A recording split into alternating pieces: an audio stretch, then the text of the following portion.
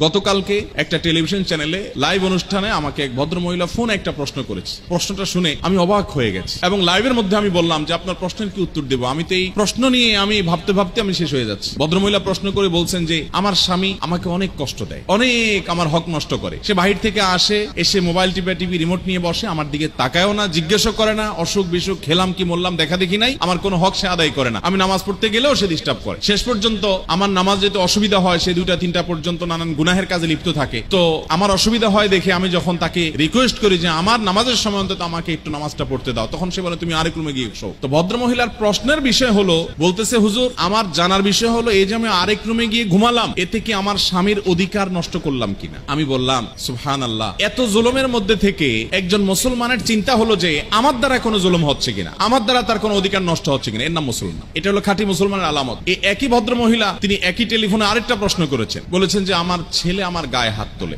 ভয়ঙ্কর একটা ব্যাপার, যেখানে মা বাবার সামনে শরীরের ময়লা ধুলাবালি ঝাড়ি দেওয়াটাও রীতিমতো তাদের প্রতি অবাধ্যতার শামিল, গুনাহের শামিল। কোন সাহাবী সেই মন্ত্রী বলেছেন, সেখানে মার গায়ে হাত তোলে এক কুলাঙ্গার সন্তান। তো তিনি বললেন যে আমাকে প্রচন্ড আঘাত করার পর আমি খুব কেঁদেছি কষ্টের চোটে, যেহেতু কষ্ট হয়েছে সেজন্য আমি কাঁদলাম, আমার কাদার কারণে আমার সন্তানের কোনো ক্ষতি হবে কিনা হুজুর, এই হলো প্রশ্ন। তো আমি বললাম যে আপনার এই প্রশ্ন থেকে আমাদের সবার শেখার আছে যে মুসলমান নিজের দায়িত্ব, নিজের যে অধিকার সেটা যদি পেতে তার কোন প্রকার সেটা আদায় করতে কেউ ত্রুটি বিচ্ছুতি করেও, যে আমার অধিকার কেউ আদায় করছে না, ত্রুটি বিচ্ছুতি করছে, অন্যায় করছে, সে দেখবে যে আমার দ্বারা কারোর অধিকার নষ্ট হচ্ছে কিনা। এর নাম হলো মুসলমান।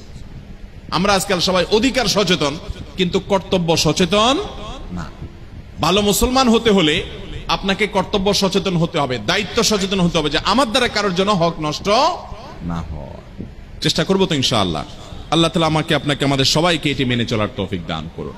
এই একটা আরজ আমি রাখলাম আজকের মাহফিল থেকে, আমরা প্রত্যেকের সাথে এই জিনিসটা নিয়ে যাই যে এখন থেকে আমি কারোর কষ্টের কারণ হবে না। সেটা আমার বন্ধু বান্ধব হতে পারে, প্রতিবেশী হতে পারে, মা বাপ তো বটেই, সেটা স্বামী স্ত্রী হতে পারে, সেটা আমার অফিসে কলিগ হতে পারে, পথচারী হতে পারে, বাসে আমার পাশে সিটালা হতে পারে।